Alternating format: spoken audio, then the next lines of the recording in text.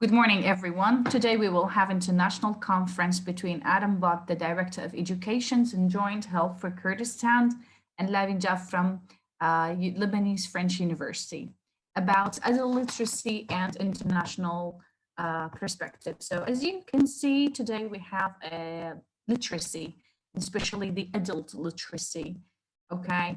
So basically, let's start with what is literacy, how it is prospected in different contexts. According to many European languages, the word literacy related to the process of becoming familiar with alphabet, actually. It has to do with alphabet for the European language and decoding and decoding words and texts. While for the English language, which means like Americans and Chinese, the word literacy related and associated with literature, I think, and generally with being well educated and civilized. Okay, and when we come to the National Literacy Trust, the word literacy, I think, again changed.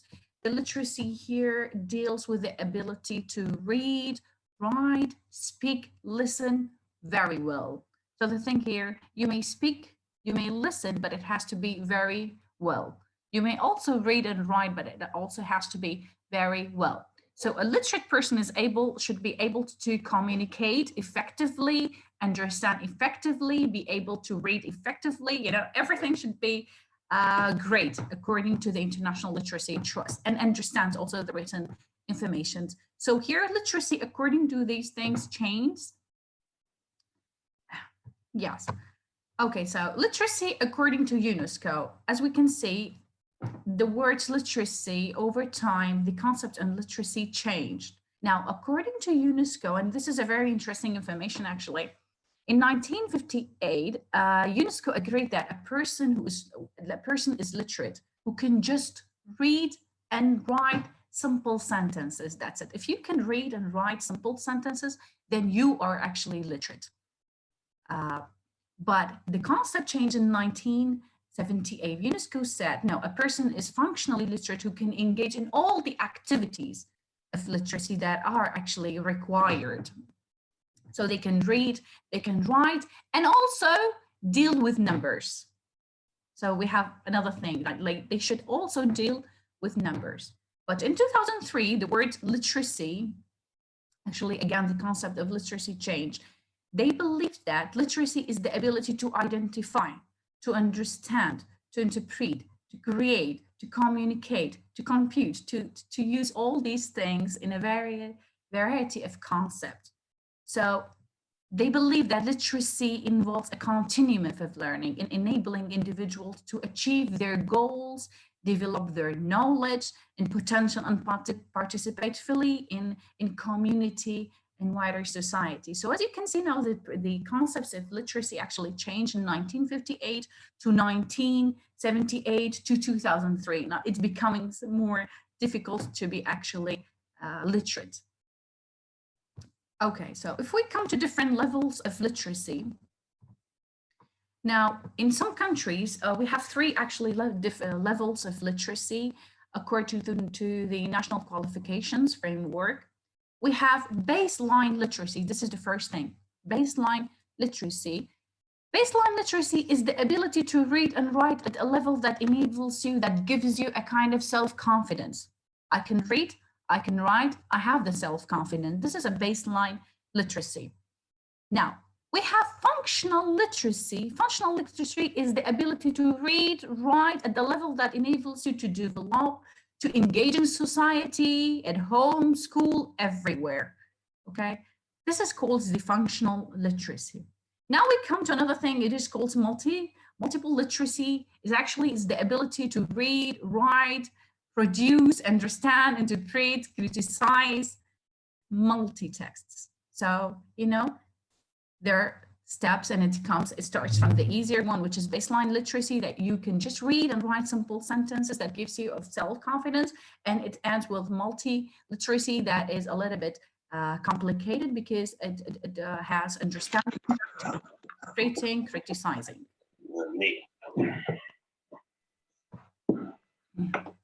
Yeah. come to the importance of literacy. We all know that it's very important. Please can you just mute your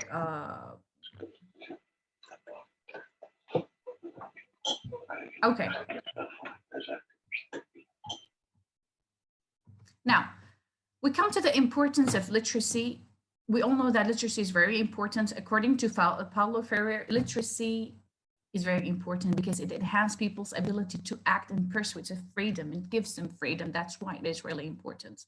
And also it empowers people to interpret and transform their realities.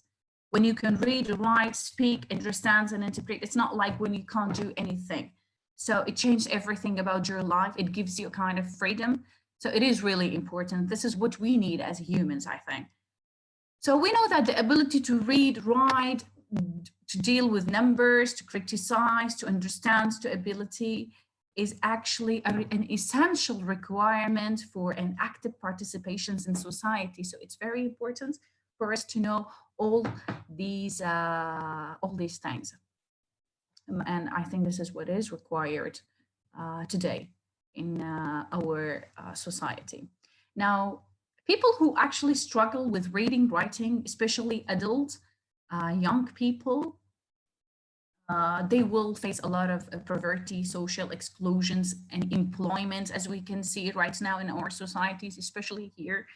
If you can't read, write, then you will face a lot of problems, poor health, displacement, migration sometimes. So we will face, they will face actually a lot of problems. Okay, according to Bellum, in 2010, he stated that literacy is an indispensable foundation that enables people and adults to engage in learning opportunities. So if you can read, write, speak, produce, interpret, criticize, then you will be engaged in learning opportunities in all the stages of learning. Now, in the dominant of literacy, who is left behind? Basically, women. Women are left behind, unfortunately. Men, especially in Europe, we have also men. In some countries, they're left behind. And people living in countries affected by or emerging from conflict. There are a lot of countries that have actually conflicts, and these peoples are unfortunately left behind. So also the poor, ethnic and linguistic minorities, some people face this also. People with disabilities also are left behind. Okay, improving adult literacy, how we should improve the adult literacy. Adult literacy in global problems in September 2015, UNESCO reported that 85% of the world's adults aged light more than 15 and older, reading and writing skills, they don't know, they can't read and write basic skills. That becomes 757 million adults, which makes it 2/3 of them are women. Like, as you can see, women are a lot here and they're left behind, unfortunately. Now, how we can improve adult literacy? The basic thing is that people should educate themselves. Educate yourself. Start by researching some online resources. And I believe that internet is everywhere right now. So you can search by some of the online resources available to you, and you can share it also on social media so that people can see and read. This is how you educate yourself. Volunteer at your local literacy councils. Like, we have small communities that serve the country. They teach people. So you can also work there as a volunteers and teach adults to learn, read, and write. Also, find local adult education classes for someone who needs them. You may find someone who can't speak, who can't read, write, so you can also help them, show them any committees, any educational classes that they can, join and learn. Also, a private tutor. Sometimes it works very well, especially for those who feel embarrassed because they're adults. They can read and write, and they can attend the classes, educational classes, because of their ages, so they feel embarrassed. So hiring a private tutor also will help them to become literate. At the end, literacy is an age independent, so it depends on any ages. So the acquisitions and development of literacy takes place actually any time before primary school, during the primary schools, or after the primary school, in the schools or out of the school. So through formal, informal, or informal learning, actually it is needed every time, everywhere, in any time. So it is actually an age independent. Thank you very, very much. Now it is Mr. Adam Spars to present his parts. Mr. Adam, are you here? I am here, yes. Thank you so much for your introduction and for your presentation, Laveen. Let me just see if I can now share my screen, and please tell me if that is... Now you can share your screen. And you must let me know if that is working. So, okay.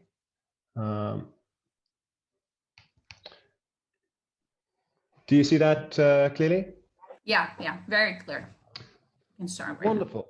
Now. Okay, I'll kick off. Thank you so much, Laveen, and thank you for inviting me here. It's very exciting to be part of this event. I thought Laveen has given us a fantastic kind of theoretical background, different definitions of what literacy means and who counts or does not count as literate. I do find it interesting that depending on whose definition you're using, it can mean, you know, forming a letter correctly, or it can mean knowing how to log into a Zoom meeting.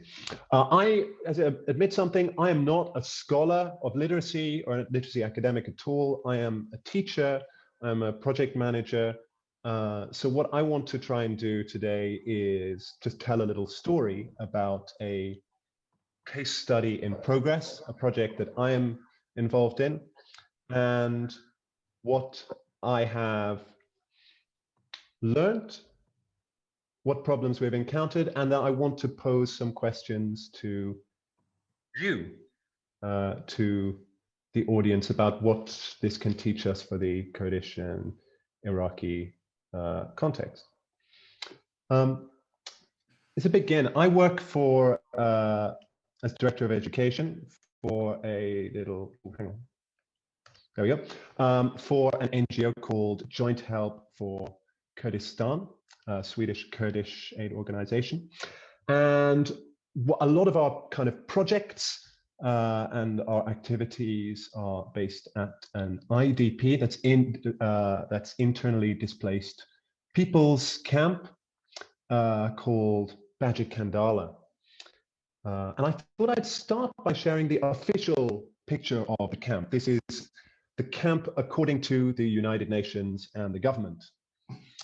And there's a few things I just thought was very interesting. Here we can see the location. It's up just in the far west of the Duhok Governorate, in the border, very near the border with Turkey and Syria.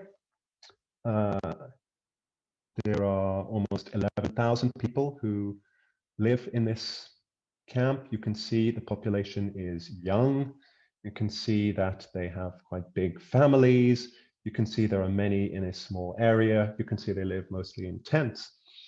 And if we look at a little map of the camp here, you see both the concentrated living conditions, that this is isolated from other settlements. It's not connected to directly to a city or a town. There's a highway running through it. And most interestingly, you can see a few of the targets, sort of the statistics the UN collects, and I thought this was fascinating. And under they've got various points. It goes on, there's food, there's healthcare. And one point to check is education. And what do we know about education? We have two statistics here. One is the percentage of children aged 6 to 11 attending school, which is currently 93%. And one is the percentage of children aged 12 to 17 attending school, which is apparently 80%. I think this is fascinating. There's a couple of fascinating things about this statistic. One is that it is not true. Anyone who has spent time in the camp and talked to people will tell you that 93% of children is not attending school regularly. Secondly, it measures education in terms of those going to school, which seems to me like measuring healthcare in terms of the percentage of people in hospital. And three, education means children. It does not mean how much do people know, how many at school, and it does not mean anything about adults who are most of the population. But anyway, what about this is the official picture of the camp. What about the real picture? So the population of Bajit Kandala IDP camp are members of the Yazidi ethnic and religious minority, mostly from the Sinjar area, who were forced to flee from Daesh Islamic State in 2014 and have not been able to go back because of the continuing lack of infrastructure and insecurity in their home. The living conditions are tough. We see in the main picture here, people are still living in tents that are designed as emergency housing. They have, as you see, big families with lots of children. The population skews young. And on the bottom right, you get a sort of image of the organization I work with, Joint Help for Kurdistan. See, I wanted to take that picture because you see our staff, our volunteers are mostly young people who themselves are part of the local community, Yazidis who live in the camp. And the main sort of focus of our activities has been healthcare and some education, but like other NGOs, when we say education, we generally meant children, help them with English, help them with math, help them with arts and sports activities, the usual. But we always try to have, try to talk to people there about their needs, their wants. And I, having visited and teaching English when I'm there, try to talk to my young students about what are the problems for the Yazidi displaced people community, what do you need? And one thing when I talk to them that comes up a lot is they said, well, you know, okay, first they always mention housing, second security, and then many of them say education. I say I say, but there's a school. The UN told me 90% of people go there. I say, well, yeah, but the adults, the older people, many of them, they cannot even read and write. Most of them did not go to school. Particularly the women did not go to school. The tradition in Yazidi culture was that it was not appropriate for women and girls to go to school. It was discouraged. And now this makes it even harder to get opportunities to get jobs, to get further education, and it also means they are a bit isolated from what is going on in the world and difficult for them to make their voices heard. And so I listened to this and I said, well, okay, well, and I thought I had read and studied a little bit about adult literacy projects. I thought, well, why don't we do an adult literacy drive here in the camp? This is something I know that it can be done relatively cheaply. Why not? Let's do it. Let's teach the adults to read and write. And they said, no. The grown-ups, the old people, no good. They can't learn, they don't want to learn. I thought that's strange. You told me that that education is a problem, now you tell me that. And so I went to our staff and employee specialists at the field center, and I asked the same thing. I said, okay, we've got a big problem with adult illiteracy here, haven't we? And they said, yes, it's one of our biggest problems for us Yazidis. I said, well, what about we do a adult literacy campaign to increase just the basic level just basic reading and writing skills, and help change attitudes. And they looked at me as if I was very naive.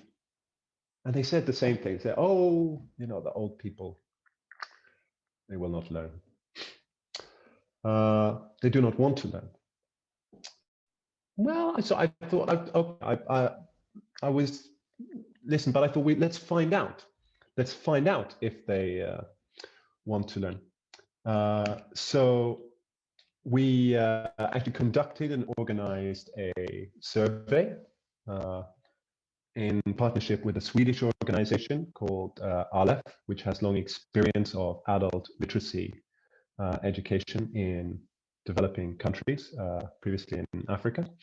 And we went from house to house, from tent to tent, meeting people, asking them a few basic questions about what their ability to read and write, and if they wanted to learn to read and write. And I don't need to go through all the results here, but I've just picked out a few things that I thought were most interesting. One is we checked self-reported ability to perform literacy-related tasks, right? And that go from reading a food label to helping children with homework to sending a text message to whatever. And what is interesting for us, you see, is, you know, they had different options. I can do this, I can't do this, but I want to learn, I don't need to do this. And this big yellow chunk in the middle of each line, this is, I can't do this, but I want to learn. We see for each chunk, this is a big chunk of our population. Here we have, okay, the years of schooling. And you see, yeah, nearly half of the respondents we surveyed, no schooling at all, over 50% of the women. It's also nearly 40% of the men. And then we asked directly the question, would you be interested? If we say, okay, we're proposing to run some mother tongue literacy class, would you be interested? And 40% of the people we asked said yes, they would be interested. They gave different reasons. By far the most common reason, actually, interestingly, was self-improvement. People thought they wanted to know more about themselves, to feel more confident. The second most common was to help their children with schoolwork. Less common, actually, were those talking about the things we might have thought: employment, higher education, starting your own business. Those who said they would not like to join, the most commonly named obstacle was responsibilities, family or childcare, particularly for women. That I do not have time, I have to clean, I have to look after the babies, I have to look after my younger siblings. Some simply said they did not have time, and quite a few said, okay, they had tried school when they were young and they didn't like it. They had a bad previous experience. But there were lots of interesting comments, and one that sort of stuck with me from a 43-year-old woman, just near the threshold of our age group. She says, if you cannot read and write, it is like being deaf and mute. So I got these answers, and I went back to the team and to our students, and I said, look, we've done the survey, we've talked to people, we've met them, and they say they want to learn. They say they will study. And they looked at me with the same skepticism. They say, but they won't sign up. And I said, why? I don't understand why this sort of skepticism. And then in the end, they said, you know, we have tried before. You know, there has been before here a government program. And they tried and it did not work. I think it was a local government initiative. And I said, can you describe to me a bit how the local government program worked? And he said, yes, it was simple. The inspector came on the first day. The young women were registered. They were given a book with the letters of the alphabet. That was day 1. On day 2 and day 3, they should practice the letters. And on day 4, there was a test. That was the literacy program. And I thought, okay, now I begin to understand why there is some skepticism here, and why people did not find it fun. And I think this story about the difficulty we had in the beginning of this project is quite typical, tells us some things about the challenges facing adult literacy education everywhere, not just in Iraq or in Kurdistan. The interesting thing about adult literacy education, we have now, decades and decades of experience in many countries. We know something about what works. We know that programs which have strong government support work well, where the government is providing the resources, is following up, is providing support for instruction materials, for teachers, for incentive. We know that. We know that community engagement is important. If local people care about literacy and see it as important, if the teachers are engaged and if the teachers have a good respect and a good status in the local community, then it works. Again, I mean, if you have to choose between the teacher who has the Harvard PhD and no one in the community knows them and they are not engaged, and the local high school graduate with mediocre spelling who is loved and respected and passionate about the village, choose the second one. So community engagement. The third is existence of a post-literacy environment, which is to say that there are materials around people that give them the opportunity to actually use their literacy, to read and to write. There is material in their language that they can and want to read. There are tools, whether pens on pencils or computers and phones, that they can use to read and write. Otherwise, there's going to be less motivation, and even if they learn, the learning may slip away. So we know what works. Why then do we run into these troubles? I think the case I described is really quite typical. One problem is that adult literacy is out of fashion internationally. It's among the big organizations like the World Bank, like UNESCO, and like the sort of wealthy countries that steer development aid in Europe and North America. It is not where the money and the interest goes. They're very interested in a primary education. And part of that is historical. There was a time, the heyday from the 1960s to the 1980s, when literacy, adult literacy, was a self-evident part of development initiative.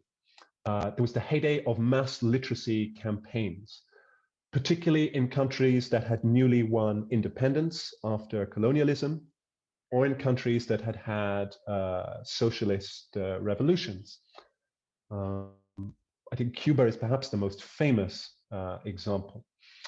And often these campaigns were very large scale and involved all of society in a mobilization. You would close the high schools and the universities for a few months and send students to the countryside to teach. The whole village would be expected to get involved. You would put up slogans and propaganda.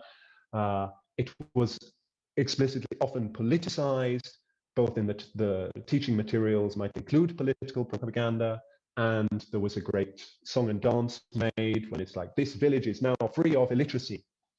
And an idea that illiteracy was not only about economic opportunities for the individual, but it was politically about taking control of the country's independence.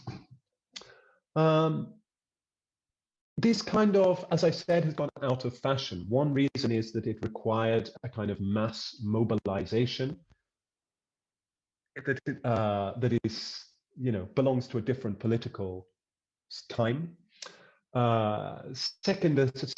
Second, a question of whether in terms of the economic impact, even if people did learn to read and write, if it actually helped individuals or the country develop. If you're teaching peasants and farmers very basic reading and writing, does it actually make them any more productive? Thirdly, a tendency to relapse into illiteracy. Even if people did learn to read and write, there weren't often materials available, there wasn't follow-up, and when tests were done years later, the actual numbers who were really functionally literate in the UNESCO sense that Laveen described was often. So there was that. So the trend also from the 1990s was away from adult literacy. And where there was adult literacy, that was supposed to be not through big government, but through NGOs and local grassroots organizations. And this creates some of the other problems we face. One big obstacle is weak government and official support. If donors aren't interested, if it's not politically interesting, then government tends not to spend so much money on it, which means that often programs are badly run. The materials are perhaps not very good. There is not consistent follow-up, and there is not the creation of the post-literacy environment. Another obstacle is weak community support. We know that community engagement is very, very important for adult literacy. If it is the case that, for instance, as I described in the case of the Iraqi Yazidis, you have a community which is a bit skeptical to whether literacy is necessary, whether it's beneficial, or maybe even something dangerous, that a way for the outside world to intrude, whether particularly the education of adult women is dangerous, then without that community support, even if you start a program, even if you send people to a class, they may not be motivated to continue learning and to complete the class. And this leads me to the third big obstacle to adult literacy education, that is that adults are not children. What do I mean? Firstly, that adults are busy. They have responsibility. Women have children to take care of in particular, and there is work, there is the household, there are community responsibilities, whether it's the labor or the harvest. So, well, children you can force to go to school for 8 hours a day or whatever. That's difficult for adults, and when they do come, they're often tired. And this is linked to the second point. Children, you can force them to go, and particularly young children find almost anything new sort of interesting. Adults expect their classes to be relevant. They expect them to be useful and interesting, and they expect them to produce results. You cannot force adults, as you can school children, to sit through years of education and say, oh, you'll thank me when you're older. They want results now. This leads to a paradox where adult learners have less time to go to class compared to children, but they expect to learn quicker and expect quicker results. So this creates a real sort of challenge for us. So the question does occur, and has been put to me, why bother then? If adult literacy is so difficult, why bother? Why not focus all our resources on children? One is the importance of, my proposal, one is the importance of adult literacy as a question of inclusion and equity. It is not random, those people who have not had a chance to go to school or have been discouraged from going to school. And when certain groups, whether women or ethnic minorities, are excluded, that has a big impact on society. And I think, in Iraq, you guys, know all too well the impact of social exclusion of minority groups and the kind of devastating consequences that can have. A second reason I would say is refugees and displaced people can't wait. What I mean is, if you deal with a community like, for instance, the Yazidis in Iraq, it does not work for them to say, wait for the next generation. The children will learn. They will go to school. They will have a brighter future than their parents. The problem is that you have a community in a critical situation that needs new opportunities now. They cannot continue their own livelihoods because they have been displaced, or because their farms have been destroyed, or their homes have been destroyed, or the markets where they used to sell their products are destroyed. So they need to find a new livelihood now. The third reason I want to suggest is marginalized groups can be thought of as low-hanging fruit. What I mean by this is that one of the challenges for adult literacy, particularly in countries which have quite high rates of education generally, Western countries and in countries like many parts of Iraq, is that adults who are not literate in a society with a lot of education, why are they not literate? Often it's either they are the people who failed at school, or they hated school, or there is some reason. And that means that those people are going to be very hard to reach. If you are the kid who really hated school or were just no good at school for whatever reason, then you're not going to be very keen to go to adult literacy classes. Every school for you is the worst part of your life. But when we deal with marginalized groups, as I say, such as the Yazidis in Iraq, often this is not the case. Women in Baji Kandala did not miss out because they were all low IQ, or because they all hated school, but because that opportunity was not offered to them. And so there are many people who would be able to learn and are keen to learn and may have actually a positive attitude to school. The fourth reason, which might seem obvious, is that adults raise children. And there's lots of research, which I will give you citations later, which shows that adults who themselves have some education, some literacy, are much more able and much more motivated to support children in school, to help with their homework, to encourage them to go to school, to stay in school, to give them guidance, to provide them with reading material in the home. So those are the reasons that we felt it is worth doing, even if it is hard. How then do we try to implement adult education in the context we find ourselves in, where there is a lack of government support, where there is a community skepticism? The method that JHK is experimenting with in Iraq, in Kurdistan, is developed by actually a Swedish organization called ALEF, the Adult Learning and Empowerment Facilitators.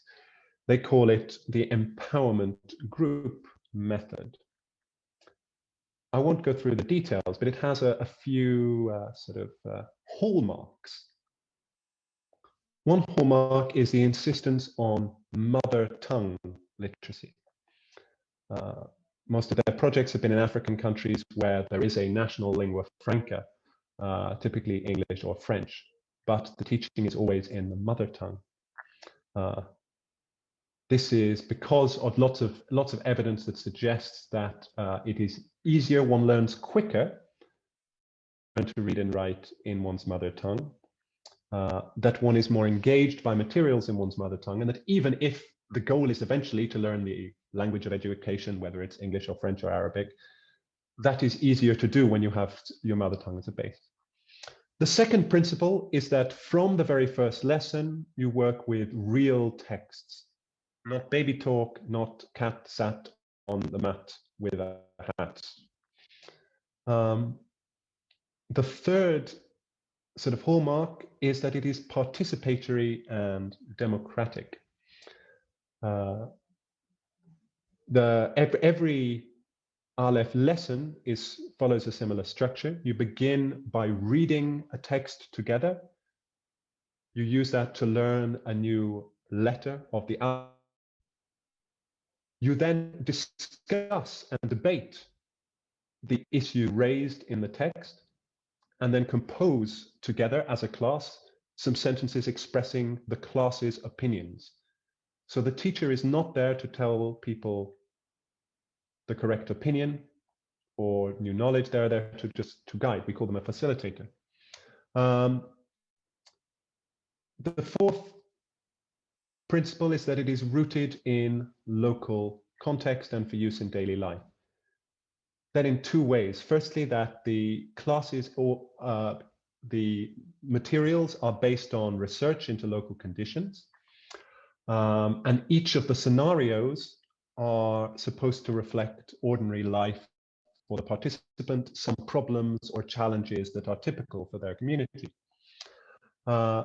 Secondly, that the discussions are supposed to directly have as a goal direct implement in ordinary life. They're talking about what can we do today, next week, next month.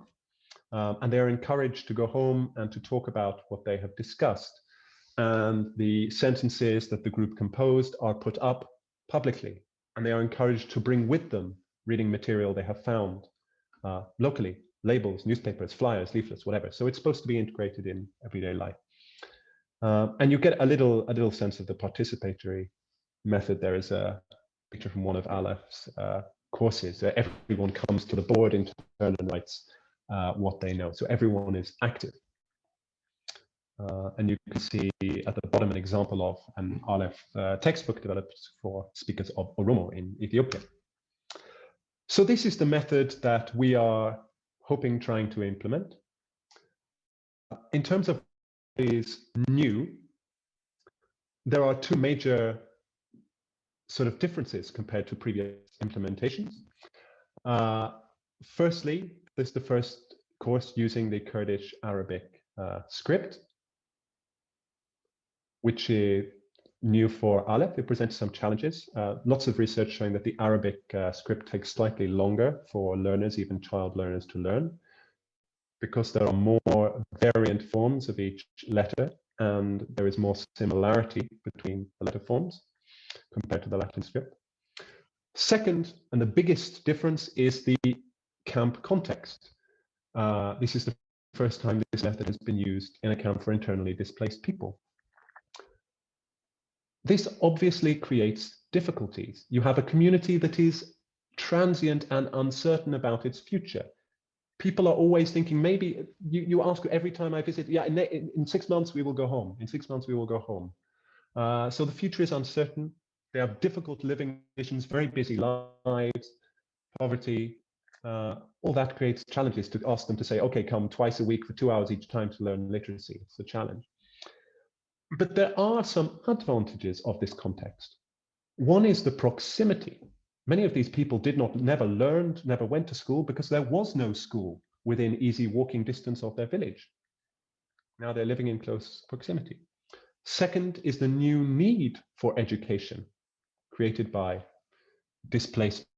They do not have the old system of provide livelihood as shepherds or goatherds in many cases.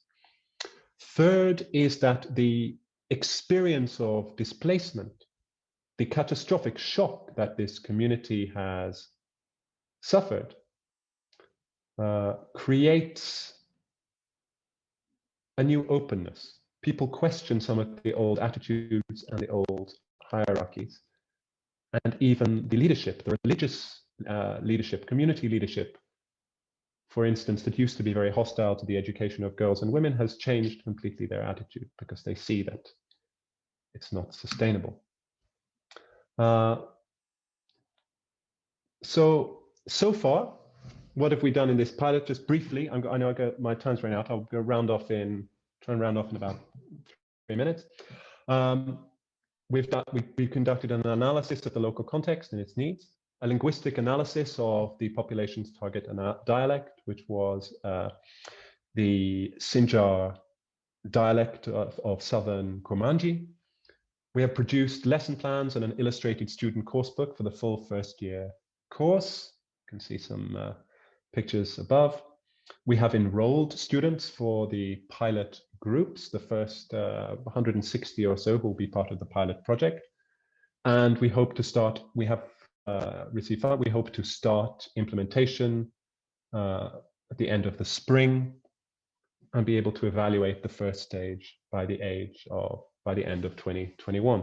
And I thought I would play a quick clip, if that's okay, from the teacher training session in the field center at the camp. Gives you an idea of the conditions and some of the young volunteers, young locals training to be teachers. This is an early teacher training practice. Oh, hang on. Pishtiku, Awi, Kulijafo, Dumahi Kinai, Nuka Au, Lemarkete, Kardika, Taku, Harikaria, Fezana. Now we can maybe see the discussion part. يعني كتير كليات شمال دين القلق كليتون ايه از ما سن از دیگه جوان وي بشري اگر مدرسه خلاص في 3 سنه وتشتغلنا تعيننا. Okay, I think that's lagging a bit, but you get this is a sense of the environment. What I would say are kind of our key lessons so far from this project. We're very excited by how well it has gone, despite having to do everything sort of over Zoom and Google Meet and digitally because of the corona situation. The key value lesson for us has been the importance of local community ties at every stage. The fact that our teachers and our staff are themselves locals, know the local community, have contacts with the local leadership, live in the camp, is going to be so important for trust and for understanding and for getting things right. The question of how should things be spelled? How is the local dialect pronounced? So it is the language that's actually their dialect, not an official Kurdish they don't relate to. So that's been the big lesson for us so far. We'll find out in 6 months the lessons of implementation. But I want to finish by kind of posing questions to everyone, to the audience, what do you think about questions arising? One, if we are to expand adult literacy education in the KRG or in Iraq, where do you think the need and the desire for that education is greatest? And where, I don't just mean which governorate or which region, but which groups. I've been talking about one small group so far. Two, what can we do to secure more government and official support for adult literacy initiatives? You are the experts. I mean, three, what can we do to increase civil society engagement? Those who have that local knowledge and local credibility, whether it's NGOs, religious leaders, community organizations. And fourthly, how can the wider education sector contribute? School teachers, higher education, local government education communities. How can they contribute knowledge or experience or resources to this neglected, sadly neglected adult literacy world? So I will stop there. I can share this PowerPoint later for those of you who want a little reading list, but I won't talk about sources now. Thank you so much for listening. I hope, Laveen, do we have time for 10 minutes of questions and discussion? Yes, we have 5 minutes left. Thank you so much, Mr. Adam, the Director of Education. Enjoying Health for Kurdistan. Your presentation was really informative and clear, and it was very, very useful. Thank you very much. Now he wants some answers for his questions. I can see someone, Shaheen Jamal, has a hand up. Yeah, good morning. Thank you so much for presenting your amazing workshop. I just have a question. I'm so curious about it. So what distinguish, adult learners from child learners with regard to information processing capabilities? Okay. I have to say first that I am I'm not the sort of expert on the cognitive elements, but I can the little that I've read on this area and what I know. On the one hand, adults, in general, acquire language skills more slowly than children. And I think that's true even of literacy skills. That's a challenge. But over a certain age, particularly over sort of the age of 40, what I've read is that there is a difficulty, even if adults acquire the sort of formal skills of recognizing letters and using them, it can be very difficult for them actually to progress from that to understanding. The flip side is that adults can be better than children at actually using formal study strategies, at sort of learning in an organized way, taking control of their own learning, particularly those with a sort of high IQ. That's what I've read, but I don't know. Do you know anything about this yourself, Shane? Literally, no. That's why I was asking you. I was just trying to gain some information regarding to how like they will collect or representing information, maybe storing or obtaining. That's why I was asking. Thank you so much. Yeah, thank you. There's another hand up, I think, is that, oh, hang on, where's it? Dr. Mohammed, I think? Yes. Hi, Adam. Hi. It's great. I think what you have done with Laveen is an excellent job, really.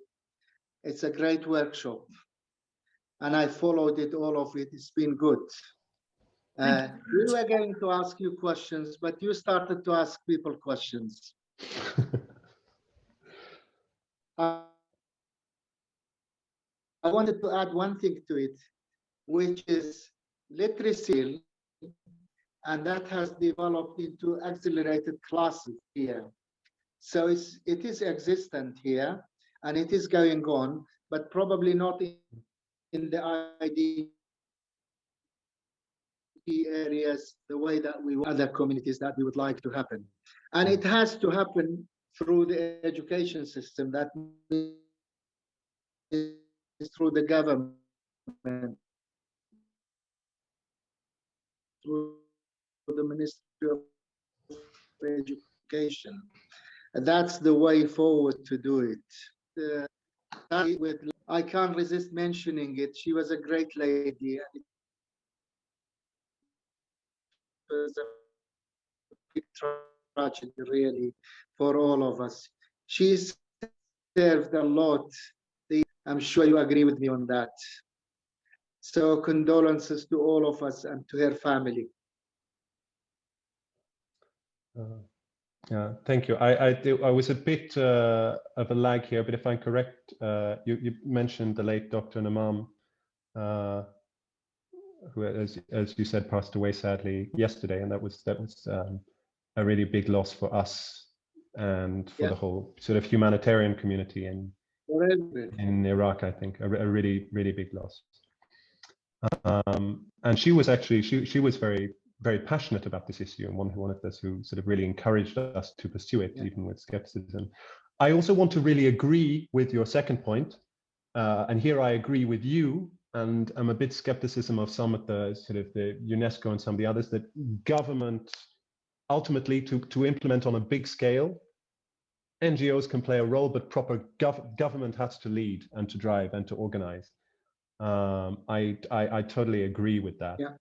I guess my question is, you with your experience in sort of both working in the private education sector and coordinating with the government, what do you think would make the government sort of take a greater interest or prioritize adult literacy? Because it's not a sexy cause at the moment.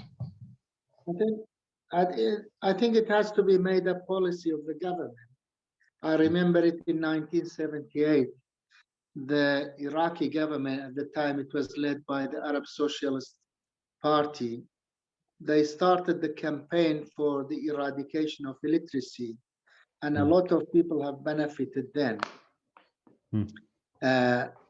We need a similar campaign to start again. Basically, to have a general census for everybody to see how many people are, how many adults are illiterate, and how we are going to help them. And it has to be made the policy of the government. And they have to devote a good resources to it. And for that, the existing, we can say, system of education, teachers and everybody can help. We can use the same schools that we have, the same buildings, and we can use the same teachers. All we need is a policy for it and to be organized. And that's quite easy to happen in the cities. And it is happening now, not to a large extent, but to a small extent. But probably it's difficult, more difficult in the rural areas, because most of the teachers are not staying there. They're going teaching and coming back. But it can be done in the same way it was done in the late 70s and beginning of 80s.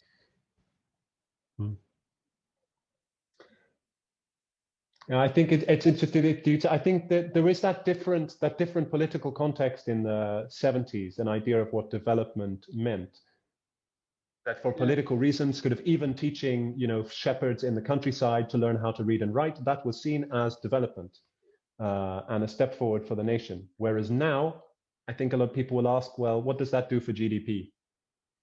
Well, there was also something else. Yeah. The Iraqi Ba'ath Party wanted to indoctrinate their ideas into the minds of the people of Iraq, including the Kurds. And I remember at that time I was a teacher teaching them, and they were refusing the words, or they didn't like it. And I was always telling them, you must learn first, then you choose your words later. Yeah, I think that really drives in history in everywhere these drives. Well, one reason is when you teach someone to read, then they can read your propaganda. And I think that the Yazidis that we particularly work with, I met this experience as well, that many of them are suspicious. They remember they did not want to go to school because they thought it was why Saddam Hussein is trying to force us to go to school, because he has an aim to de-Kurdify us or to integrate us into the, and I mean, or to take our Yazidi identity. And they were right to be suspicious. They were right to feel they were being indoctrinated. Adam, people are suspicious of everything. I remember as a joke that we had the time changed, winter time and summertime, and people were refusing to change it. They were saying this is Saddam's time. We are not going to do it. The clock changed, and they were refusing to change it at summertime or winter time. They were saying that's Saddam's. But not everything they have done was bad. I think the eradication of illiteracy was good. I know the program, we didn't like it, we hated it. We didn't want to, like you said, to teach students the propaganda of Saddam. But it was good for people to learn. And I used to tell them, learn and then choose your words later, which is the way to do it. And I think we need a similar one to that to start. So in this way that we can solve the literacy issue or the illiteracy issue. I think Shahin has a hand up again. No, sorry, I'm sorry. I have no hand. Great. Yassine has a hand up. Hello, good morning. Good morning. Thank you for both of you for the fantastic presentation. So Adam, in your presentation, you mentioned that the two main challenges that you face to engage the adults into the literacy is the lack of the support from the government plus the community resistance. So my question is that what strategies have you used so far in order to increase these two let's say aspects, how to convince the government to increase the support, and plus how to change the people's the community attitude to raise their awareness about this important issue. And also regarding you mentioned a very important teaching style that you said that the first time the adults, when they went to the classroom, the teacher only taught them the alphabets, and then by the third days they tested their ability, which is really boring and let's say demotivating for adults. So, I mean, the strategy or the teaching style that you have tried to engage is really interesting, like, because, you know, it's kind of related to the, what's called the real life situation of the adults. So what do you think about this method? Like, do you think it will be effective for them, or what's your assessment, your initial assessment for the, you know, for the teaching that you want to apply? Thank you, and have a nice time. Thank you. Okay, I will try to answer that. So the first part of the question was, how did we try to deal with lack of community and government support? The community part, firstly, we had the advantages of working with an NGO that is quite sort of embedded in the local community. That we've run projects there for years, we're well known. We spent a lot of time on developing a textbook that is very focused on local problems focused in the camp. The stories and illustrations are they are not just about Iraqis or even about Kurds, they're all about Yazidis themselves displaced, some of them with specific reference to here, Yazidi, you can see in the picture here, in fact. They're discussing preparing to go to Lalish for the sacred holiday and painting Red Wednesday and painting the eggs. So we try to make it relevant. We also try to put an effort into working with our teachers. Often, with these kind of projects, you often end up with the natural thing is the local school teacher does the job, which can be an advantage. They're a trusted person, they have some education, but it can be a disadvantage as well, because school teachers often have an idea about how you should teach in a way that you teach to children. And as you traditionally have taught to children in particularly Iraq, you stand at the board, you give a lecture, you write, they learn it off by heart, they come and do a test. So many of our teachers, our facilitators, are not school teachers. There's just anyone who is a local person with at least high school education who is interested. Some of them are actually young university students. And they feel really kind of, and we have spent a lot of time talking about what we have talked about with you today. So they really understand the purpose of the project and kind of believe in it. So that's, you know, in terms of community, we have also had meetings with the sort of local leadership, and so we'll see how that. In terms of the government, the answer is nothing. We have had some meetings to inform them of what we are doing, but our plan is to show. We want to have something to show. And we think if we can conduct a pilot project and we can demonstrate that it can work, then we hope to be able to lobby the government for greater investment. That's why we're holding an event like this also. Because we think there is so much a built-in skepticism that, you know, adult literacy doesn't work very well, or that it doesn't need much money, or that we have a program, we don't need to do anything new, the IDPs, whatever, you know, they're shepherds anyway. So we think, okay, it's much better if we can show them results. In terms of how we assess the method, that was the second part of your question, the ALEF method. If people want to know more in details about how the method works in the stages, ALEF have a very good website, alef.org, which has videos and goes through the stages of the lesson.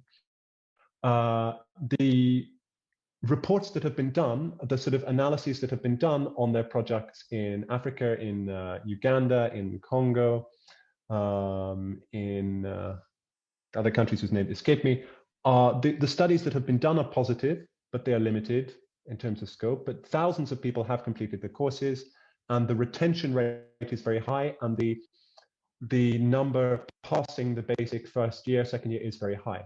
And that giving them a feeling of achievement early on, I think, is high. The big question for us, and this is not answered yet, I want to find it out, is how much does culture affect this?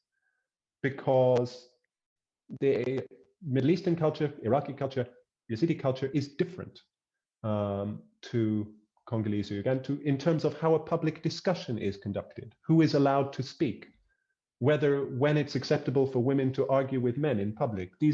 So I don't know how much the local culture will affect if it works. We will see.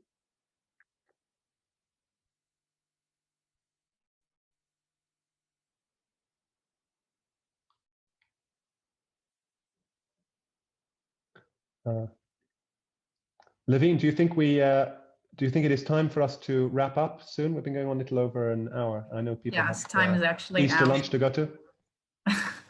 Exactly, time is out. So is there anyone left?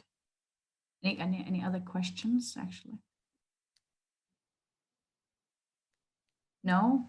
So thank you so much for listening and participating in our international workshop. We are really honored to have you all here.